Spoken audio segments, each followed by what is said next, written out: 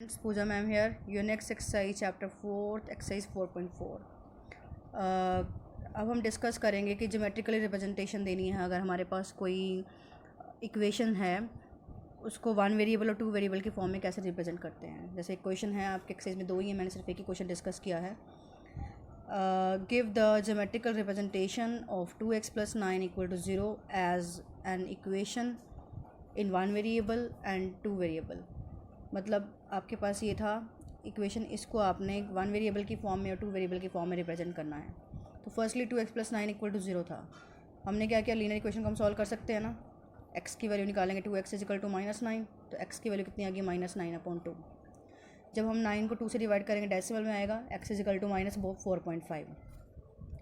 जब कभी भी हमने वन वेरिएबल में चलना होगा तो वन वेरिएबल में हमेशा हमें नंबर लाइन से डील करना है। आप नंबर लाइन बनाएंगे, मैंने बना दी। यहाँ पे पॉजिटिव नंबर 0, यहाँ पे नेगेटिव नंबर। तो x = -4.5 है। आपने क्या करना है, स्केल से प्रॉपर गैप लेना है। ठीक है, ये मेरा रफली बनाया हुआ है हाथ से। 1 2 आपने प्रॉपर गैप पे लेना है। तो 4 और 5 के बिल्कुल सेंटर में आपके पास क्या आएगा, -4.5। तो ये होगा आपका वन वेरिएबल रिप्रेजेंटेशन। ठीक है, यहाँ पे आपने स्केल से शो करना है। इन टू वेरिएबल्स में क्या होता है, नाम से क्लियर है। टू वेरिएबल्स का मतलब है आपके पास वेरिएबल्स 2 होने चाहिए। हमारे पास क्या x = -4.5 है। अगर मैं x के साथ 0 लगा दूँ कोई फ़र्क नहीं पड़ेगा, तो भी वही रहेगा। अब 0 को लिख दूँ 0.y, तो भी क्या रहेगा, कोई फ़र्क नहीं पड़ेगा। मतलब इक्वेशन की फॉर्म चेंज कर दी बट रहेगा वही। कहने का मतलब है x = -4.5 है तो -4.5 ही रहेगा, बट यहाँ पे 0.y लगा दी, जिससे क्या है, उसका फॉर्म चेंज हो गया। तो ये इक्वेशन बन गई x + 0.y = -4.5। या यूँ बोल दो कि आपने टू वेरिएबल्स की फॉर्म में लेके आना था तो मैं ले आई। तो आपको पता है जब भी टू वेरिएबल की फॉर्म में हो तो हम लोग क्या करेंगे, ग्राफिकली शो करेंगे, जैसे हम कोऑर्डिनेट एक्सिस में बनाते हैं। ग्राफ बना दिया मैंने, वही यहाँ पे x एक्सिस, यहाँ पे y एक्सिस, यहाँ पे x एक्सिस, यहाँ पे नेगेटिव x एक्सिस, ये y एक्सिस और ये नेगेटिव y एक्सिस। तो वही इक्वल गैप पे आप लोगों ने लेना है। ग्राफ पे आप दिखाएंगे 1 2 3 4 5, 1 2 3 4 5, यहाँ भी ऐसे। तो x = -4.5 है, ये x एक्सिस का होता है, ये नेगेटिव x एक्सिस होती है। तो आपका -4.5 क्या होगा, ये स्ट्रेट लाइन बन जाएगी -4.5 पे। तो ये आपका two variable representation. Straight line क्यों बन जाएगी, क्योंकि अगर हम इसके सोल्यूशंस फाइंड आउट करेंगे, हमारे पास क्या है, x + 0.y = -4.5। मतलब y की कुछ मर्जी वैल्यू पुट करो, रहेगी तो वो 0 ही। चाहे हम y को 1 पुट कर दें तो भी वो रहेगा x + 0 = -4.5। ऐसे y को 2 पुट कर देंगे तो भी वो रहेगा x + 0 = -4.5। लाइक कुछ मर्जी पुट करते रहो, आपके पास क्या रहेंगे, y चेंज होता रहेगा, x फिक्स ही रहेगा। तो वही है, यहाँ पे y क्या है, 1 2 3 4, लाइक यहाँ भी -1 -2 -3। y चेंज हो रहा है, x फिक्स है। तो हमारे पास क्या होगा, ये स्ट्रेट लाइन बन जाएगी। ठीक है, तो इस तरह से ही हमने वन वेरिएबल और टू वेरिएबल से डील कर लिया। तो आपका एक सम और रहेगा, वो आप खुद करेंगे। कोई क्वेरी हो तो पूछिए। अब हम स्टार्ट करेंगे नेक्स्ट चैप्टर 5th नहीं करवा रही अभी मैं आपको, लाइंस एंड एंगल्स। ठीक है, चैप्टर 6 है लाइंस एंड एंगल्स। लाइंस के बारे में भी आप पढ़ चुके हैं और एंगल्स के बारे में भी। तो थोड़ा मैं आपको मेमोराइज़ करवाती हूँ। मान लो ये हमारे पास क्या है, मैंने एंगल को रिप्रेजेंट किया है, एंगल AOB। ठीक है, तो इसको रीड कैसे करते हैं, एंगल AOB। ये सर्कुलर पोर्शन जो मैंने बना दिया है दोनों आर्म्स के बीच में, यहाँ पे OA और OB क्या है, आर्म्स। ठीक है, और इसको रीड कैसे करेंगे, एंगल AOB से। BOA भी बोल सकते हैं, AOB बोल सकते हैं, 9th-10th क्लास में कोई दिक्कत नहीं है। तो OA एंड OB क्या है, इसकी आर्म्स हैं, और O क्या है, इसका वर्टेक्स है। ठीक है, अगर हमने दो लाइंस के बीच में एक सर्कुलर पोर्शन बना दिया हम लोगों ने, तो ये हमारा क्या बन गया, एक एंगल। और ये चीज़ क्या है, हमारे पास एंगल AOB से रीड किया जाएगा। OA और OB इसका सपोर्टिंग आर्म्स हैं और O इसका क्या है, वर्टेक्स है। तो इसी तरह आप लोगों ने एंगल्स के बारे में पढ़ रखा है। राइट एंगल क्या होता है, जो 90 डिग्री का होता है। ठीक है, ऑब्ट्यूस एंगल जिनका मेजरमेंट क्या होता है, मोर देन 90। एक्यूट क्या होता है, जिसका मेजरमेंट लेस देन 90 होता है, मतलब 90 छोटे होते हैं। स्ट्रेट एंगल क्या होता है, जो 180 का होता है। रिफ्लेक्स एंगल है, जो आपने शायद पहले नहीं पढ़ा होगा, इस तरह से शो करते हैं रिफ्लेक्स एंगल को। ये वाला जो एंगल होगा रिफ्लेक्स होगा, जिसका मेजरमेंट क्या होता है 180 से लेके 360 तक, मतलब मोर देन 180 लेस देन 360, ठीक है, मोर देन 180 और लेस देन 360, तभी ये फिगर इस तरह से बनाई गई है। उसके बाद है सप्लीमेंट्री एंगल। सप्लीमेंट्री एंगल्स वो होते हैं जिनका सम 90 होता है, 180 होता है, ऐसे टू एंगल्स जिनका सम क्या होगा 180। फिर है कॉम्प्लीमेंट्री एंगल्स। कॉम्प्लीमेंट्री ऐसे टू एंगल्स होते हैं जिनका सम क्या होता है 90, यानी कि दोनों को प्लस करके 90 आना चाहिए। ये तो वो होता है जिससे आप पहले डील कर चुके हो, थोड़ा बहुत पता होगा राइट एंगल के बारे में, ऑब्ट्यूज के बारे में, एक्यूट के बारे में, स्ट्रेट के बारे में, रिफ्लेक्स के बारे में। आई थिंक सप्लीमेंट्री भी आपने पहले पढ़ा होगा। सप्लीमेंट्री मैंने बता दिया, दोबारा रिपीट करती हूँ, जिन दोनों का ऐसे एंगल जिनका सम 180 हो, कॉम्प्लीमेंट्री ऐसे टू एंगल्स जिनका सम 90 हो। अब हम डील करेंगे एडजेसेंट एंगल से। देखो मैंने ये फिगर बनाया हुआ है जिसमें क्या है, यहाँ बी शो कर रहे हैं, यहाँ डी और यहाँ सी और यहाँ ए, ये एक कॉमन आर्म है। इस कॉमन आर्म की वजह से ये पूरा एंगल टू एंगल्स में डिवाइड हो गया। कौन सा पूरा angle, A B C angle, ये पूरा एंगल ए बी सी है। तो ये कॉमन आर्म हो गई है जिसमें बी क्या है, इनका कॉमन वर्टेक्स है। तो यहाँ से एक एंगल फॉर्म हो गया और यहाँ पे, तो अगर दो आर्म्स के बीच में कॉमन आर्म है और उसमें सपोर्टिंग एंगल बन रहे हैं तो वो क्या होता है एडजेसेंट एंगल। तो यहाँ पे अब एंगल सी बी डी और एंगल डी बी ए क्या है, एडजेसेंट एंगल्स हैं, ठीक है। एंगल सी बी डी बोल दो और एंगल डी बी ए बोल दो, या ए बी डी भी बोल सकते हैं और डी बी सी भी बोल सकते हैं, ये क्या है एडजेसेंट एंगल है। फिर अगर मान लो इस जो लाइन को, ये जो ए बी रे है हमारी, ठीक है, इस ए बी रे को अगर मैं गिरा दूँ नीचे, कहने का मतलब स्ट्रेट कर दूँ, तो ये एक A B C straight line बन जाएगी, ठीक है। और ए बी सी स्ट्रेट रे जो लाइन बन चुकी है, और ओ डी तो वही बी डी तो वही कॉमन आर्म है। तो अगर ये वाली जो साइड वाली सपोर्टिंग रे हैं उसकी एक स्ट्रेट लाइन बना दी जाए और जो कॉमन आर्म है वो वैसे की वैसे रहे, तो एडजेसेंट एंगल चेंज हो जाते हैं लीनियर पेयर के अंदर। तो ये जो एंगल अब डी बी सी और डी बी ए वो क्या हो गए, लीनियर पेयर हो गए।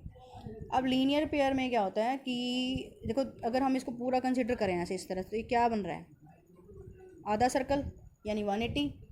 सो डी बी सी और जो डी बी ए है दोनों का सम रहेगा 180। तो आपके पास कभी भी लीनियर पेयर का कॉन्सेप्ट आ गया तो आप बोलेंगे इनका सम क्या है 180 बाय लीनियर पेयर। आपके पास vertically opposite angle. Vertically opposite angle में क्या होता है, जो एंगल आमने सामने बनते हैं, जैसे हमारे पास ये है ए ओ बी और ये है सी ओ डी, दोनों लाइंस क्या हैं इंटरसेक्ट कर रही हैं ओ पे, ए बी लाइन और C O D, sorry A B line और सी डी दोनों ओ पे इंटरसेक्ट कर रही हैं, ठीक है। तो जो ये हमारे पास 4 एंगल्स फॉर्म हो गए हैं, इसको हम कैसे रीड करेंगे, एंगल ए ओ सी और angle A O B, angle B O C और एंगल बी ओ डी, कौन सा रह गया, ए ओ सी, बी ओ सी, और हमारे पास क्या हो गया, ए ओ बी नहीं आएगा, ए ओ सी हो गया, बी ओ सी हो गया, बी ओ डी और एंगल ए ओ डी रह गया था। ये 4 एंगल फॉर्म हो गए, 1 2 3 4 भी बोल सकते हैं आप, ठीक है। ये एंगल को शो करने का फॉर्म होता है, इस तरह से एंगल लिखते हैं।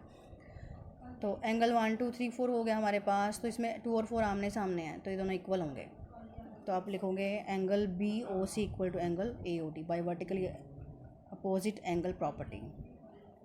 और एंगल 1 और 3 आमने सामने तो ये इक्वल होंगे, एंगल ए ओ सी और एंगल बी ओ डी भी क्या होंगे, वर्टिकली अपोजिट एंगल प्रॉपर्टी से इक्वल होंगे।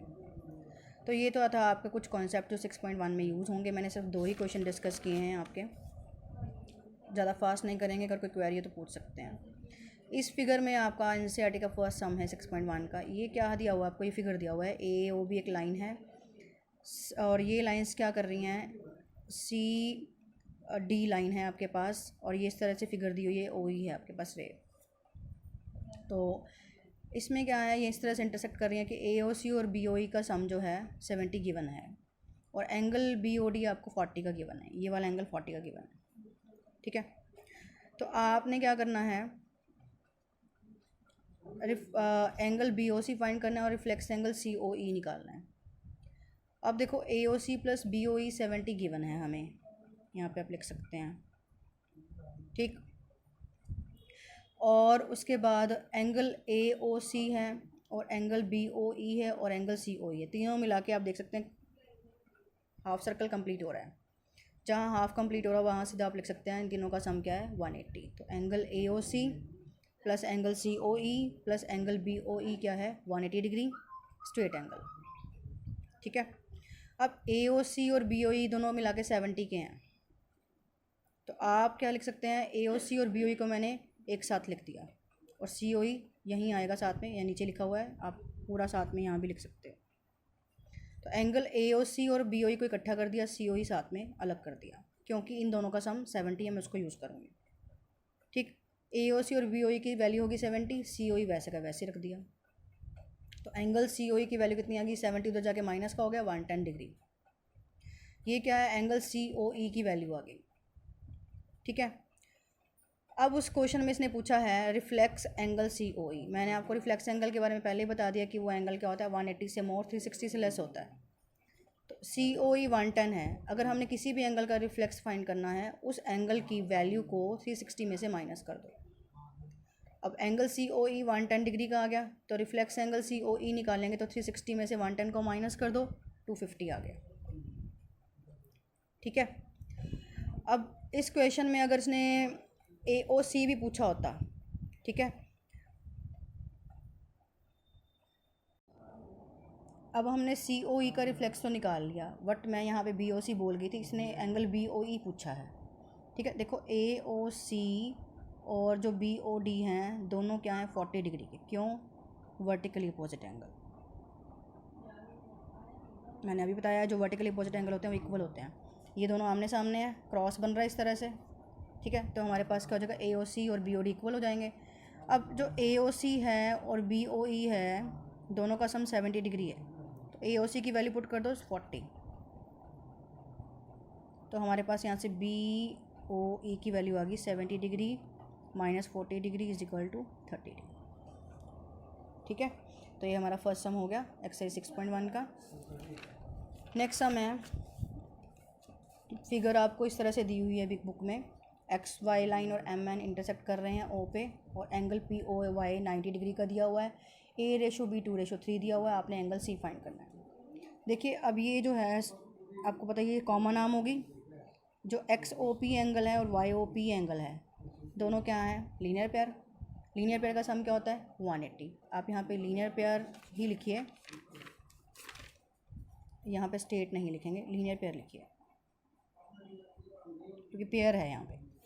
ठीक है, स्टेट में ऐसा है कि यहाँ पे आप पहले मेंशन कीजिए angle POY plus angle POX is equal to 180 degree, linear pair, state नहीं क्योंकि दोनों पेयर है।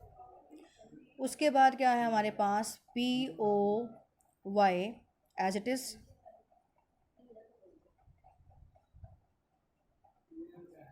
और POX में हमारे पास दो एंगल बन रहे हैं A और B, तो A plus B plus POY equal to 180 degree. अब उसके बाद POY हमें 90 डिग्री गिवन है। ठीक है, तो A प्लस B की वैल्यू कितनी आ गई, 180 minus 90 that is equal to 90 degree. अब उसके बाद A और B की रेशो दी हुई है 2:3। जब भी रेशो वाले सम होते हैं हम कॉमन रेशो लेट कर लेते हैं, मैंने कॉमन रेशो लेट कर लिया x है, तो A की वैल्यू होगी 2x, B की वैल्यू होगी 3x, तो 2x plus 3x equal to 90, 5x आ गया 90, तो x की वैल्यू आ गई 18 डिग्री। अब A कितना है हमारे पास 2x, तो 18 पुट कर देंगे x की वैल्यू, तो A आ गया 36। B कितना है हमारे पास 3x, तो यहाँ भी हम 18 पुट कर देंगे 54 डिग्री। अब फिगर में देखिए जो B और C है, ठीक है, दोनों के बीच में वही ये कॉमन हो गया, ये B और ये स्ट्रेट लाइन बन रही है, तो हमारे पास क्या होगा, लीनियर पेयर लिख सकते हो आप यहाँ पे, वही है ना। ये फिगर मैंने आपको कहा था कि कॉमन आर्म और दोनों एंगल एक साथ बन रहे हो, तो B plus equal to 180 degree linear pair. B की वैल्यू पुट कर दो 54 degree plus C equal to 180, तो C की वैल्यू कितनी आ गई, 180 minus 54 that is 126 degree. Got it. कोई डाउट है तो पूछ सकते हैं, दो ही क्वेश्चन डिस्कस किए हैं, बाकी की प्रॉब्लम्स आप मैं भी करवा दूंगी, आप भी कर लेना। Thank you.